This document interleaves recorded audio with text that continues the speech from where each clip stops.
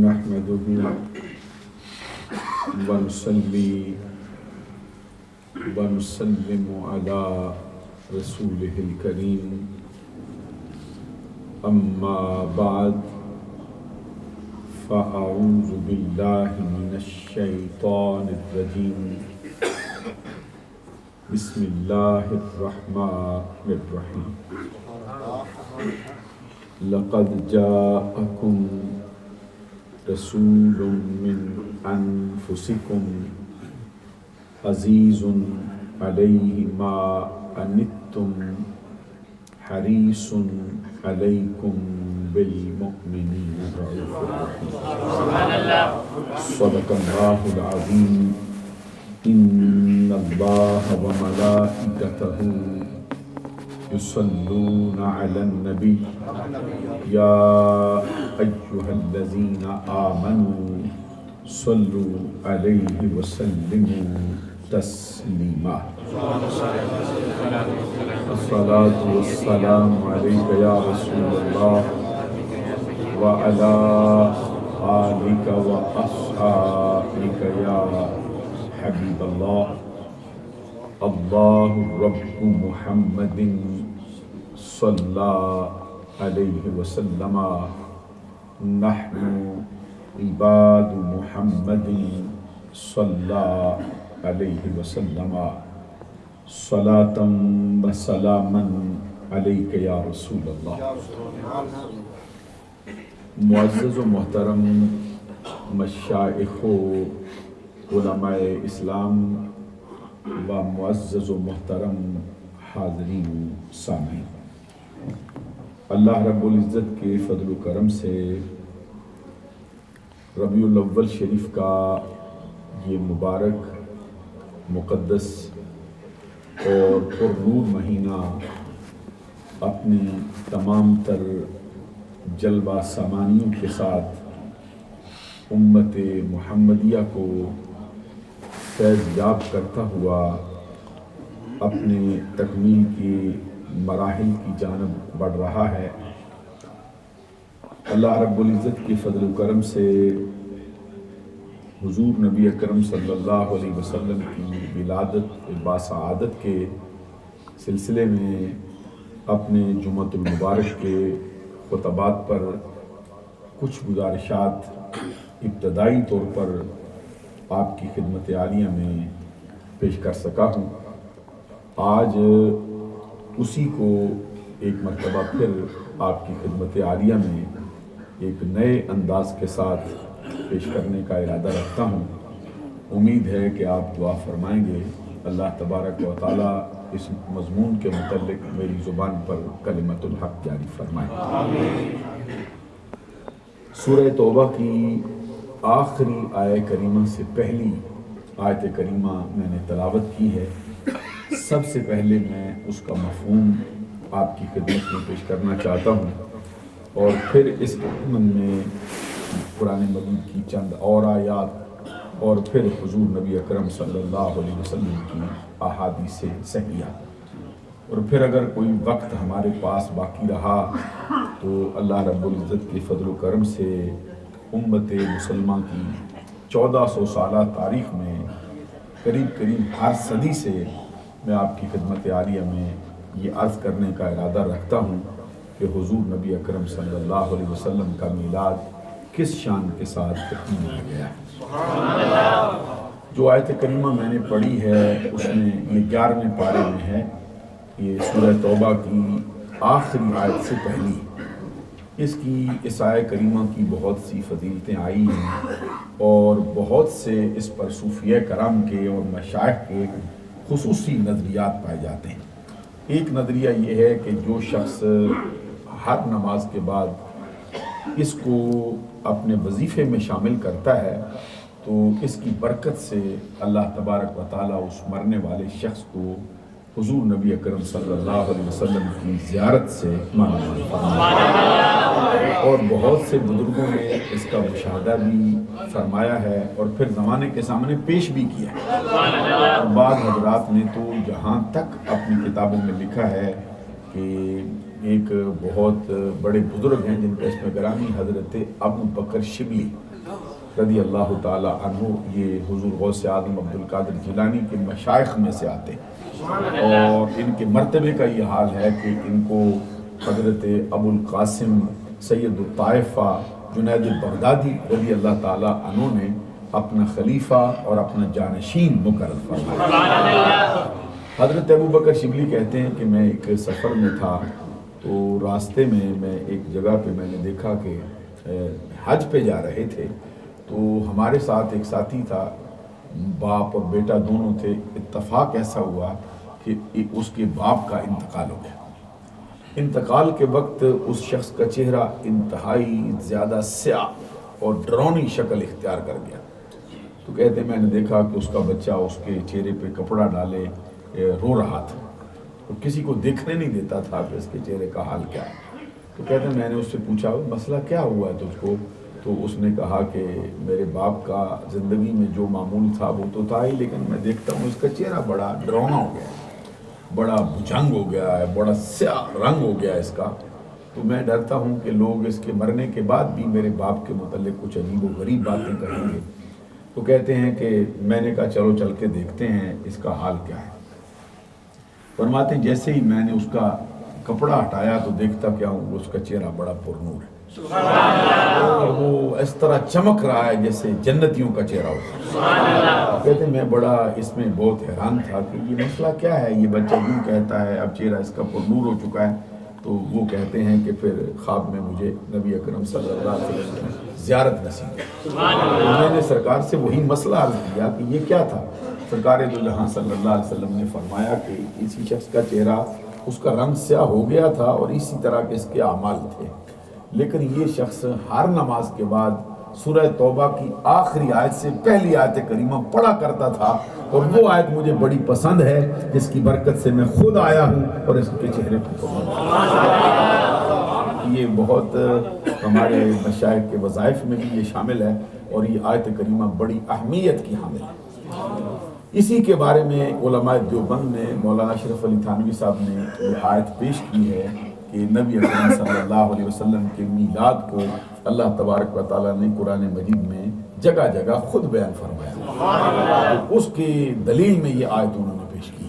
حالانکہ ان کا گروپ یہ بالکل میلاد کے قریب بھی نہیں جاتا، بلکہ میلاد منانے والوں پر وہ کفر کے، کہیں بدعت کے، کہیں شرک کے، اور اس دور کے اندر میں دیکھتا ہوں کہ اکثر بندے یہ جہالت کا نام دیتے ہیں، یہ جہالت ہے جی، پتہ نہیں کیا کرتے رہتے ہیں، یہ گانے گاتے رہتے ہیں، یا پھر پتہ نہیں کیا ان کا طریقہ ہے، کھڑے ہو جاتے ہیں، کوئی بندہ بولنے لگ جاتا ہے، تو یہ کوئی میلاد ہے جی، یہ آج کل ان کی طرف سے بہت تابڑ توڑ حملے کیے جا رہے ہیں۔ تو میں چاہتا ہوں کہ اس کی وضاحت آپ کی خدمت عالیہ میں پیش کروں۔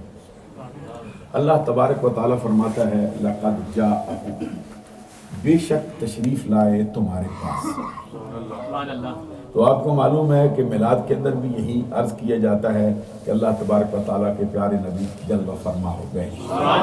اس اعتبار سے یہ بات پایہ ثبوت کو پہنچ جاتی ہے کہ اللہ نے بھی نبی اکرم صلی اللہ علیہ وسلم کی آمد کا تذکرہ فرمایا، کہ فرمایا لَقَدْ جَاءَكُمْ، بے شک تشریف لائے تمہارے پاس۔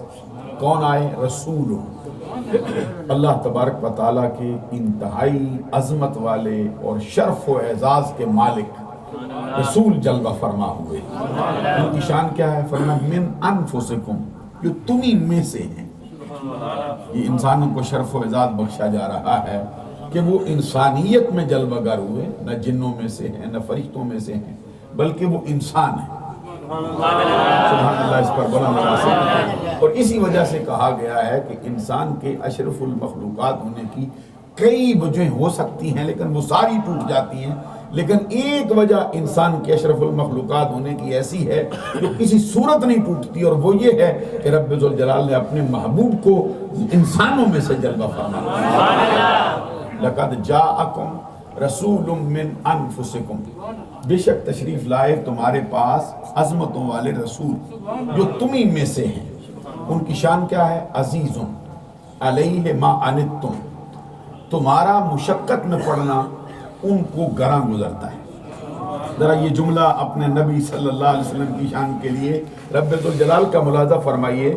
عزیز علیہ ما عنتم، ان کی امت کو معمولی سی تکلیف ہو ان کے دل پہ بڑی بھاری ہوتی ہے۔ جس طرح ایک شفیق باپ اپنی فرما بردار اولاد کے لیے ہر وقت پریشان رہتا ہے، ہر وقت فکر مند رہتا ہے، اس طرح کے کروڑوں باپ جمع کیے جائیں محمد عربی کی محبت اپنی امت سے پھر بھی زیادہ ہے۔ یہاں پہ فرمایا عزیز علیہ ما عنتم، یہ ترجمہ ذرا سمجھانا چاہتا ہوں، تمہاری مشقت ان پہ گراں گزرتی ہے، تمہارا تکلیف میں پڑنا ان پہ بہت بھاری ہو جاتا ہے، تمہیں کانٹا چھپ جائے ان کی راتوں کی نیند اڑ جاتی، تمہیں معمولی سا بخار ہو جائے وہ رب ذوالجلال کی بارگاہ میں تمہارے حق میں دعائیں کرنا شروع کر دیتا ہے۔ اب سوال یہ پیدا ہوتا ہے کہ تمہاری تکلیف ہو تو تکلیف تو ہے، بعض اوقات یہ تکلیف جسم کے ظاہر کو ہوتی، بعض اوقات تکلیف کا احساس صرف انسان کے دل کو ہوتا ہے۔ ہم یہ کہنا چاہتے ہیں کہ دل میں تکلیف ہو، بندہ پریشان ہو، ان کو خبر کیسے ہو جاتی؟ ذرا غور فرمائیے نا، سبحان اللہ بھی کہیے۔ تکلیف آپ کو ہوئی ہے، آپ کہاں وہ کہاں، صدیاں گزر گئی ہوں یا کوئی معاملہ ایسا گزر گیا ہو، سینکڑوں میلوں کی مسافت میں ہو، ہزاروں میل کی مسافت میں ہو، تکلیف تمہارے دل میں ہے، ان کو کیسے پتا چلتا؟ اور اگر ان کو پتہ نہیں چلتا ہے تو پھر وہ مشقت میں کیسے پڑ جاتے؟ ان پہ وہ تکلیف تمہاری کیوں گراں گزرتی ہے، کیوں بھاری ہو جاتی ہے، کیسے پتہ چلتا ہے؟ معلوم ہوا کہ رب ذوالجلال نے اپنے نبی صلی اللہ علیہ وسلم کو وہ مرتبہ وہ منصب عطا فرمایا ہے کہ آپ نے امتی کے ہر فعل سے وہ واقف ہے اور آگاہ ہے۔ جب بھی کوئی ایسا فعل کرتا ہے پھر ان کو بھاری ہو جاتا ہے۔ عزیز علیہ ما عنتم، اور آگے فرمایا حریص، حریص ہیں۔ حریص کا کیا معنی ہوتا ہے؟ یہ ہماری زبان میں کہتے ہیں فلاں بندہ بڑا حریص ہے، چھوڑو جی اس کی بات، سمجھ آئے کوئی نہیں؟ حریص کیا مطلب ہوتا ہے؟ یہ اردو کا لفظ ہے، آپ بولتے رہتے ہو دن رات بڑا حریص ہے، اس کا معنی ہوتا ہے بڑا لالچی ہے۔ تو یہ نبی کی شان کے لائق ہے یہ جملہ بولا جائے بے لالچی؟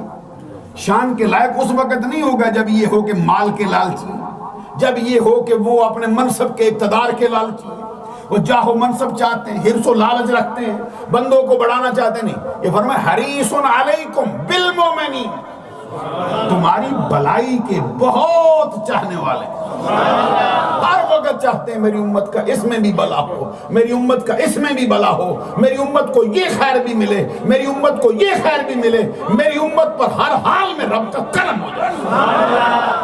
اور آگے فرمایا پھر ان کی شان کیا؟ علیکم بالمؤمنین رعوف الرحیم، اور وہ اہل ایمان پر انتہا درجے کی شفقت فرمانے والے ہیں اور انتہا درجے کے مہربان ہیں۔ آخر میں دو نبی اکرم صلی اللہ علیہ وسلم کے اوصاف بیان کی، رعوف ہیں، پھر فرمایا رحیم ہے۔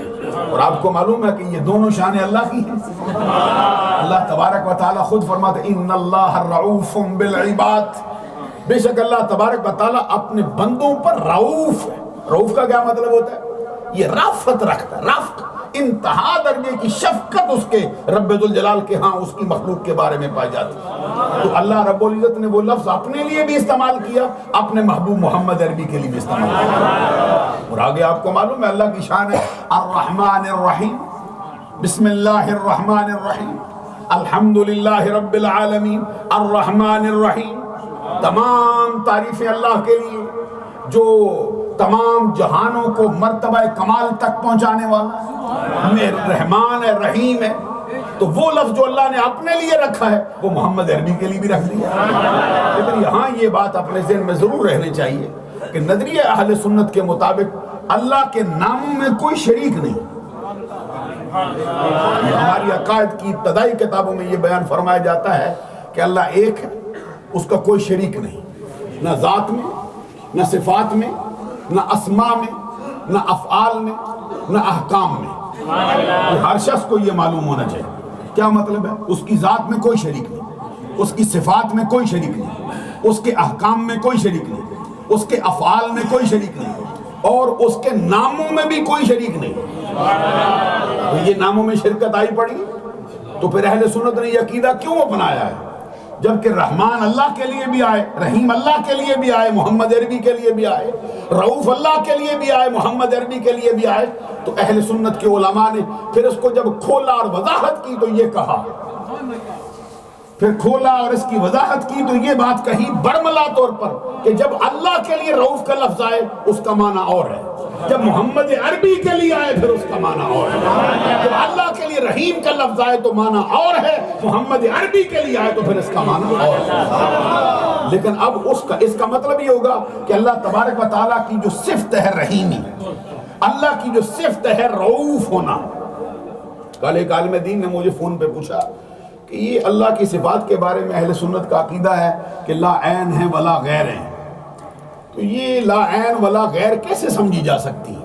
یہ اہل سنت کا عقیدہ ہے۔ اگر آپ بھی تھوڑا ایسے علماء یا ایسے دین کی خدام کی خدمت میں بیٹھتے ہیں تو آپ کو بھی معلوم ہوگا کہ اللہ کی تمام صفات لا عین ولا غیر، وہ مجھ سے پوچھتے تھے کوئی آسانی سا مطلب وہ مجھے سمجھ آئے بھی کیسے اس کو ہم سمجھا سکتے ہیں کہ لا عین ولا غیر کا مطلب یہ ہے کہ نہ اس کا عین ہے، نہ اس کی حقیقت ہے، نہ اس سے جدا ہے۔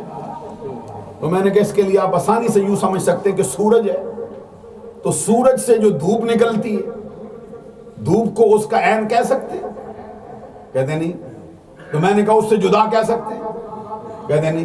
یہ ہے کہ یہ اس سے جو صفات آئی ہیں نہ اس کو سورج کی حقیقت کہا جا سکتا ہے، نہ اس کو سورج سے جدا کہا جا سکتا ہے۔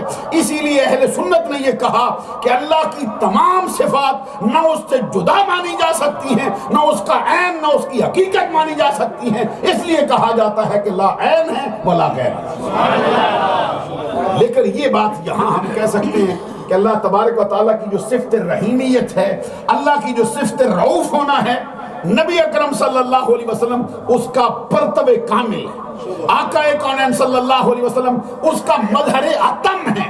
یوں کہیے کہ اگر رب کی رحیمی کا کوئی مرتبہ دیکھنا چاہے دنیا کے اندر کیسے جلوہ گر ہوتا ہے تو محمد عربی اس کا اظہار کا مرتبہ ہے۔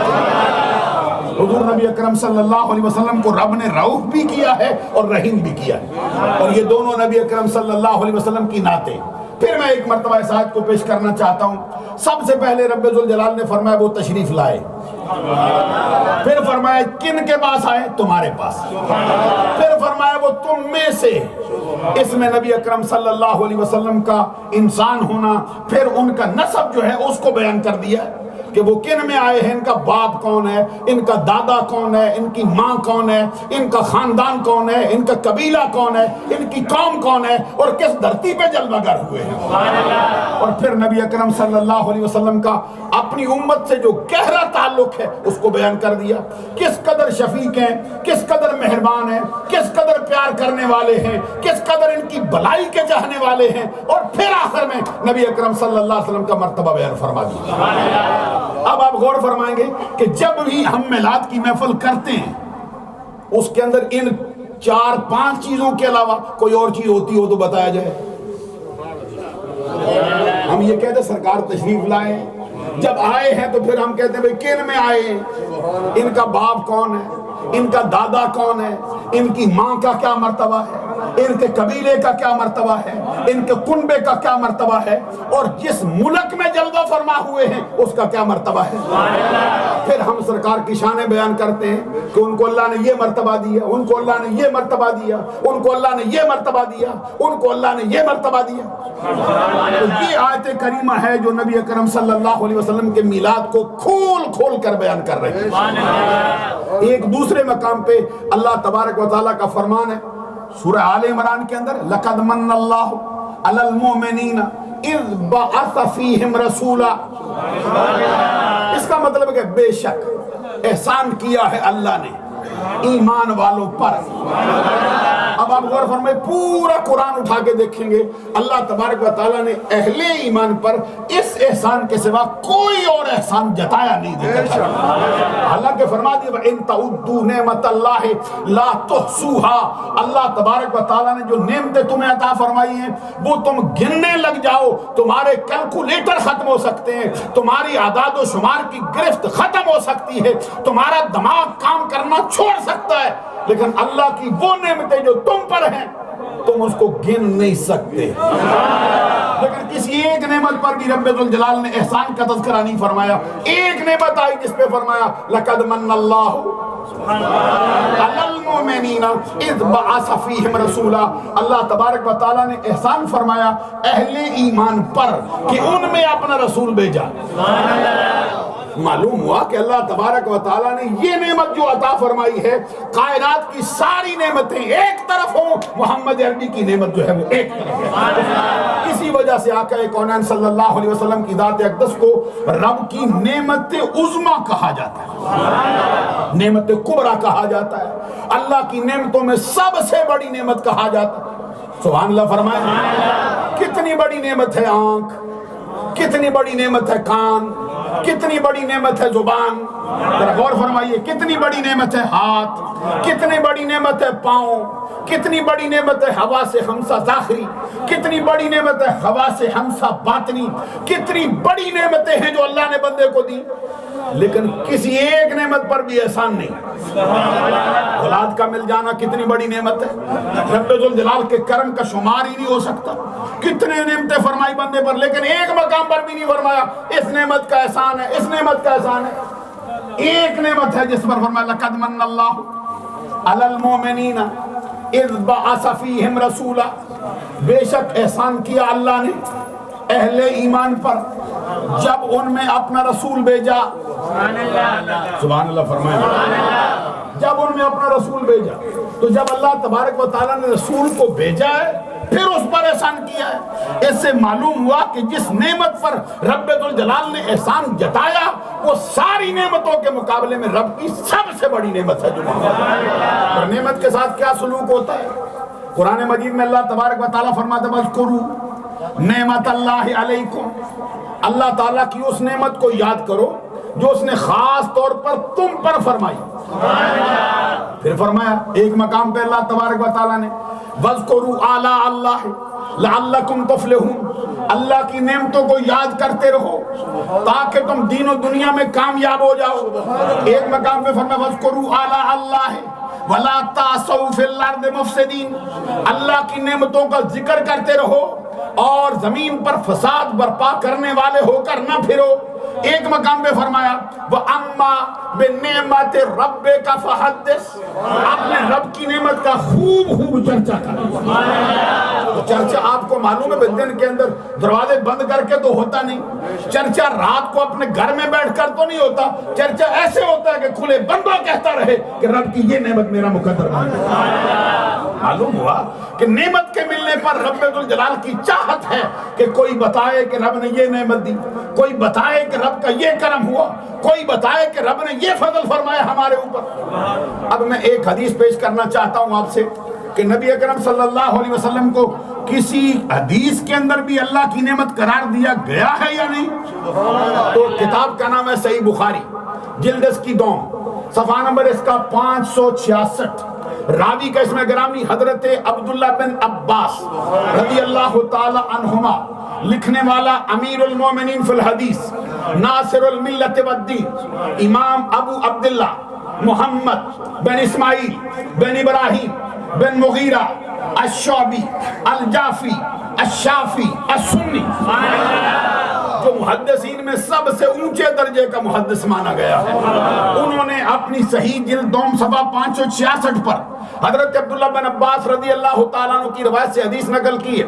قرآن مجید کی آیت کی تفسیر کرتے ہوئے قرآن مجید کی آیت کریمہ الذین بدلوا نعمت اللہ کفرا، وہ لوگ جنہوں نے اللہ تبارک و تعالیٰ کی ملنے والی نعمت کی ناشکری کی، اس کو کفر سے تبدیل کیا.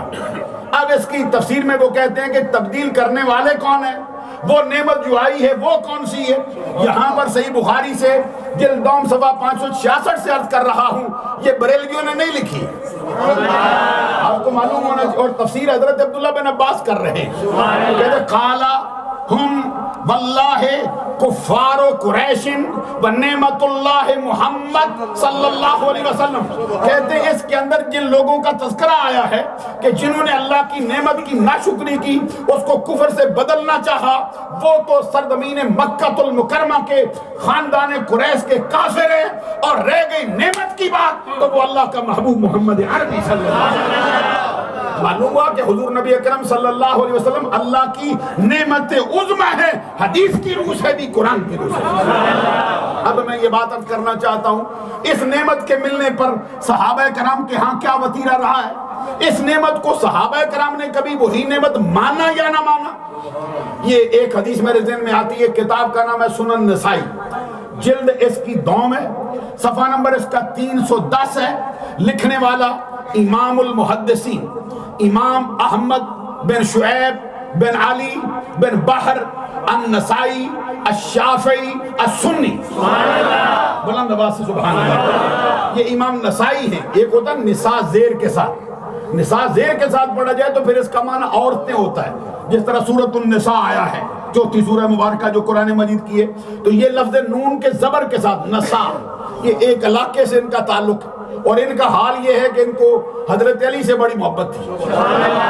حضور مولا علی شیر خدا رضی اللہ تعالیٰ عنہ کی محبت میں اتنے گرفتار تھے کہ کسی نے ان سے کہا کہ جناب فلاں بزرگ کی ذرا شان سناؤ نا، حالانکہ وہ بزرگ بھی اہل سنت کے نظریات کے مطابق بہت اونچے درجے کے حامل تھے، بہت اونچا مرتبہ تھا ان کا، تو کسی نے کہا ان کی شان سناؤ، کہتے ہیں مجھے تو علی کی آتی ہے، سننی ہے تو سن، نہیں سننا تو اپنا راستہ پکڑ۔ اور لوگ اکٹھے ہو گئے، پھر کہا جناب نہیں حضرت علی کی تو شان صحیح ہے، فلاں کی بھی ذرا سناؤ، تو کہتے نہیں مجھے علی کی آتی ہے اور کوئی آتی نہیں۔ انہوں نے پھر کہا جناب کوئی مہربانی فرماؤ، وہ فلاں کی شان سناؤ ہم، تو آپ نے فرمایا نہیں مجھے تو حضرت علی کی آتی ہے، کسی کی آتی ہے۔ تو وہ لوگ شاید سمجھے کہ ان کو کوئی حضرت علی شیر خدا کے مقابلے میں دوسرے افراد سے کوئی محبت نہیں ہے، تو انہوں نے پھر اس وجہ سے ناراض ہو گئے، ان کو مارنا شروع کر دیا، اتنا مارا کہ پڑے پڑے دم توڑنے کے قریب ہو گئے۔ جب ان کے مرنے کا وقت قریب آیا نا، بندے سمجھے مر گیا، چھوڑ کے چلے گئے۔ ادھر ان کی آنکھ کھولی، ہوش سنبھالا، آواز دی ان کو، کہتے مجھے مار تو گئے ہو، ذرا میرے اوپر مہربانی کر جاؤ۔ کہتے کیا مہربانی کریں؟ کہتے ذرا میرا جنازہ اٹھاؤ، مدینے لے چلو۔ انہوں نے کہا مدینہ یہاں سے ہزاروں میل کی مسافت پہ ہے، تو کدھر پہنچے گا؟ کہتے پتہ مجھ کو بھی ہے نہیں پہنچ سکوں گا، کوئی دم آیا کوئی گیا، کسی وقت اجل آ سکتی ہے، لیکن اتنا تو ہو کہ جب میرا دم نکلے میں مدینے کا مسافر بنا۔ یہ امام نسائی ہیں جنہوں نے اس کو نقل کیا ہے، اور تمام محدثین میں سے ہٹ کر ان کا انداز جدا ہے۔ ویسے یہ حدیث صحیح مسلم کے اندر بھی موجود ہے، ویسے یہ حدیث جو ہے یہ حضرت امام احمد بن حنبل کی مسند کے اندر بھی موجود ہے، دیگر کتابوں کے اندر بھی موجود ہے، لیکن جو الفاظ مجھے سب سے زیادہ پسند آئے ہیں اسی حدیث کے اندر وہ موجود ہے۔ حدیث کے جو راوی ہیں اس پر کلام کیا ہے، میں آپ کی خدمت میں عرض کروں گا، اگرچہ مجھے یہ بہت فکر رہتی ہے کہ وقت جمعۃ المبارک کا اتنا زیادہ ہوتا نہیں، میں ذرا بات تھوڑی سی لمبی چھیڑ بیٹھتا ہوں، حدیثیں پڑھتا ہوں، پھر قرآن مجید کی آیتیں سمجھانا چاہتا ہوں، اور وقت اپنے پائے تکمیل کو پہنچ جاتا ہے۔ میں کوشش کروں گا اپنے وقت کے اندر ہی اس کو مکمل کروں۔ حدیث سنیے، یہ حدیث کے راوی ہیں 5، اتفاق ایسا، سبحان اللہ۔ یہ امام نسائی کہتے اخبرنا سوار بن عبد اللہ قال وحدثنا مرحوم بن عبد العزیز عن نبی نعامہ وعن نبی عثمان النہدی وعن نبی سعید الخدری۔ انگلیوں پہ گنو نا کتنے ہوئے۔ اور میلاد النبی کے عید ہونے کے مضمون پر مجھے ایک یاد ہے حدیث، یہ جامع ترمذی میں جلد 2 میں صفحہ نمبر 134 پر ہے، آج میں سنانے کا ارادہ رکھتا تھا، اور اتفاق ایسا ہے اس کے حدیث کے راوی 4 ہیں، وہ بھی چاروں مجھے یاد ہے۔ معلوم ہوا کہ کبھی 4 یار والی بھی حدیثیں آتی ہیں، کبھی 5 تن والی بھی حدیثیں آئی ہیں، تو اہل سنت والے 5 تن پاک کے بھی قائل ہیں، 4 یار کے بھی قائل ہیں۔ تو حدیث میں سنانا چاہتا تھا، ذرا انگلی پہ گنو نا کتنے ہیں، کیونکہ بزرگوں کا نام لینے سے بھی برکت حاصل ہوتی ہے۔ بعض سندیں ایسی آئی ہیں حدیث کے اندر، جب اساتذہ پڑھاتے ہیں تو بعض سندیں ایسی ہوتی ہیں جو بتاتے ہیں کہ اس سند کو پڑھ کے اگر تو دم کرے نا لا علاج مریض پر، تو رب اس کو بھی شفا عطا کرے گا۔ اور اس میں سب سے اونچے درجے کی سند وہ ہوتی ہے جس میں تمام کے تمام راوی اہل بیت کے آیا کرتے ہیں۔ یہ اہل سنت کا نظریہ ہے۔ اہل بیت پر آپ نے ذرا سبحان اللہ چھوٹی کہی ہے کہ جس میں امام جعفر الصادق کا نام آئے، جس میں حضرت امام باقر کا نام آئے، جس میں حضرت امام زین العابدین کا نام آئے، جس میں حضرت امام علی مقام امام حسین کا نام آئے، جس میں ان کے باپ علی شیر خدا کا نام آئے، اور جس میں آخر میں محمد عربی ہمارے آقا کا۔ تو یہ سند کہتے پڑھ کے دم کرے نا لا علاج بندے پر شفا ہو جائے گی۔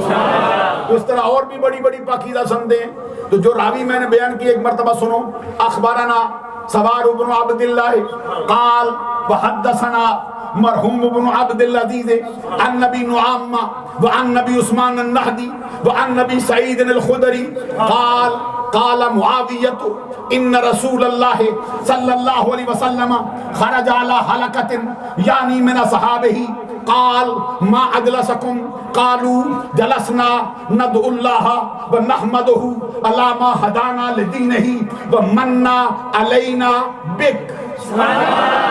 ادھر پڑھا لقد من اللہ علی المؤمنین، ادھر کہتے ومن علینا بک.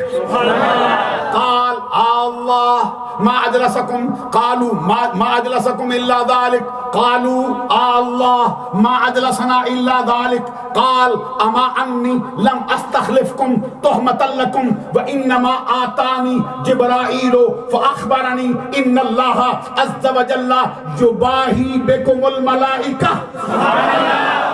یہ حدیث ہے جو سند کے ساتھ بھی آئی ہے، متن بھی پورا بیان ہو گیا ہے. تو کہتے ہیں حضرت ابو سعید خدری رضی اللہ تعالیٰ عنہ کہتے ہیں کہ یہ حدیث مجھے کوئی پتہ نہیں، جس نے مجھے سنائی ہے وہ حضرت امیر معاویہ رضی اللہ تعالیٰ عنہ. اچھا یہاں سے ذرا تھوڑا سا ایک سبق حاصل کر لینا چاہیے ہم کو کہ حضرت امام نسائی اتنے حضرت علی کے عاشق ہوں کہ مرنا قبول کیا ہو، ان کے سوا کسی کا نام نہ لیتے ہوں. اگر حضرت امیر معاویہ سے سند روایت کرنا، حدیث کو لانا جائز نہ ہو، ان کو عادل سمجھنا جائز نہ ہو، اپنی کتاب کے اندر ان کے نام سے حدیث کیوں درج کریں؟ اور حضرت ابو سعید خدری، آپ کا چہرہ ذرا مجھے اچھا نظر نہیں ابھی آ رہا، چہرے میں مسکراہٹ ہونا ذرا ہر بار یہی کہتا ہوں، بلند آواز سے سبحان اللہ بھی، چہرے میں مسکراہٹ رکھو گے حضرت امیر معاویہ کا نام آیا ہے اور اس شخص کی زبان سے آیا ہے جو ہے سرکار حضرت علی المرتضیٰ شیر خدا کا عاشق ذات ہے اور عاشق مجسم. ایک اور بزرگ بھی گزرے ہیں، حضرت امام عبد الرزاق ان کا نام ہے. ان سے کسی نے پوچھا کہ یہ بتاؤ حضور مولا علی شیر خدا افضل ہیں یا ابو بکر صدیق افضل ہیں؟ یہ امام عبد الرزاق کے بارے میں یہ مشہور تھا کہ حضرت علی سے بہت اونچے درجے کی عقیدت رکھتے. تو انہوں نے کہا کہ میرا نظریہ یہ ہے کہ حضرت صدیق اکبر حضرت علی شیر خدا سے افضل ہے. کسی نے کہا بھئی یہ کیا تو کہہ رہا ہے؟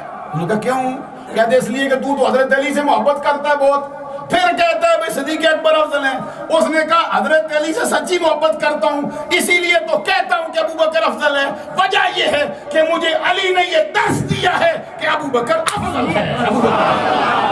حضرت علی کا کہنا نہ مانوں تو میں محبت کیسے کرنے والا ہوں؟ حضرت علی کا ہی فرمان ہے. یہاں سے یاد کرنا چاہتا ہوں حضرت امیر معاویہ حدیث کے راوی، اور ان سے سیکھا کس نے؟ ابو سعید خدری نے. صحابی رسول مشہور ہے، آپ کو معلوم ہے. حضرت امیر معاویہ رضی اللہ تعالیٰ عنہ کہتے ہیں کہ ان رسول اللہ صلی اللہ علیہ وسلم خرج رسول اللہ صلی اللہ علیہ وسلم علی حلقۃ یعنی من صحابہ. سرکار کے صحابہ کا جرمٹ لگا تھا، لوگ بیٹھے تھے جوک در جوک اکٹھے ہوئے تھے، کھچا کھچ مجمع لگا ہوا تھا. اسی دوران سرکار کی جلوہ گری ہو. اللہ کرے کسی دن آپ کے خواب میں بھی سرکار کی جلوہ گری، ہم بھی سوئے ہوں اسی طرح مجمع لگاؤ، اور کوئی صاحب تقریر کر رہے ہوں تو سرکار کی جلوہ گری ہو. آقا کون ہے؟ اور آپ بھی کبھی سرکار کو بلائیں نا اور کہیں سنا ہے آپ ہر عاشق کے گھر تشریف لاتے ہیں، میرے گھر میں بھی ہو جائے چراغاں یا رسول اللہ. تو خدا کی قسم وہ آنے میں دیر نہیں لگاتے. یہ بھی نہیں دیکھتے بھائی نمازیں کتنی رکھتا ہے دامن میں، یہ بھی نہیں دیکھتے کہ چہرہ کتنا خوبصورت ہے، یہ قوموں کو بھی نہیں دیکھتے، علاقے بھی نہیں دیکھتے، دل دیکھتے. شاہ ولی اللہ کے والد سے پوچھو نا، شاہ عبد الرحیم سے، کہتے جنہوں نے میلاد سرکار کا منایا تھا چنے رکھے تھے، تو سارا دن پریشان رہے کہ کچھ بن نہیں سکا مجھ سے، میلاد کا حق ادا نہیں ہوا. کہتے رات کو سویا سرکار کی زیارت نصیب ہو گئی خواب میں. مسجد نبی کا ماحول تھا، صحابہ کرام بیٹھے تھے، سرکار کے سامنے مختلف قسم کے کھانے چنے ہوئے تھے، اور میں نے جو چنے پیش کیے تھے وہ سرکار کے سامنے پڑے تھے. اور سرکار کبھی چنوں کو دیکھتے کبھی مجھے دیکھتے اور فرماتے عبد الرحیم نہ گھبرا، میری بارگاہ میں دولت نہیں دیکھی جاتی، دل کا حال دیکھا جاتا ہے. تو آپ بھی کبھی سرکار کو اپنے سچے دل سے بلائیں گے تو ان کی جلوہ گری ضرور ہو جائے گی. عزیزان گرامی قدر میں جو عرض کر رہا، کہتے سرکار تشریف لائے، صحابہ کرام کا مجمع لگا تھا. سنن نسائی یہ سیاستہ کی کتاب ہے جس کا مطالبہ کیا جاتا ہے. سرکار آئے، آتے ہی صحابہ کرام سے پوچھا ما اجلسکم، کیوں بیٹھے ہو، کیا معاملہ ہے تمہارا، کیا ہو گیا، کام کاج چھوڑ آئے ہو، اپنے ہر معاملے کو چھوڑ کر اتنے لوگ اکٹھے ہو گئے ہو. جواب میں صحابہ کرام نے کیا کہا؟ کہتے سرکار ہمارے بیٹھنے کی دو وجہ، ایک وجہ یہ ہے کہ اللہ تبارک و تعالیٰ نے ہمارا سینہ اسلام کی شمع سے منور کر دیا ہے، ہمیں اسلام کی دولت مل گئی ہے، اللہ کی بارگاہ میں ہم دعا کر رہے ہیں، مولا تیرا شکر ہے تو نے اپنی عطا سے ہم پر احسان کیا، ہمیں مسلمان کیا۔ دوسری وجہ یہ ہے منا علینا بک، رب نے ہمارے اوپر اپنا سب سے بڑا احسان جتایا ہے، آپ کو بیچ کر ہم اس کا شکریہ ادا کریں۔ یہی میلاد ہے۔ اس کے جواب میں اگر ایسا کرنا جائز نہ ہو، کہتے ہیں منا علینا بک، آپ کی وجہ سے جو احسان ہوا اس کا شکریہ ادا کرتے ہیں، اس کو احسان مانتے ہیں۔ صحابی کہتے ہیں سرکار جن پر احسان ہوا وہ ہم نے۔ اس کے جواب میں سرکار نے فرمایا اللہ ما اجلسکم الا ذالک، جو دعویٰ تم نے کیا اس پر قسم اٹھاؤ کہ صرف اسی کام کے لیے آئے ہو۔ اور ہے نا، اب کہتے ہیں جناب کھانا کھانے آ جاتے ہیں، دیکھو جی وہ لنگر ملتا کھانے آ جاتے ہیں، یہ مولویوں کو پیسے ملتے ہیں جی، کھانے پینے کا ڈھنگ بنا رکھا ہے۔ اب دیکھ صحابی کیا کہتے ہیں، سرکار نے پوچھا، فرمایا اسی کام کے لیے یا اور بھی کوئی کام ہے؟ کہتے اللہ ما اجلسنا الا ذالک، آقا اللہ کی قسم کوئی اور کام نہیں، صرف تیرا میلاد ہی کرنے آئے، صرف تیرے ترانے ہی گانے آئے بیٹھے۔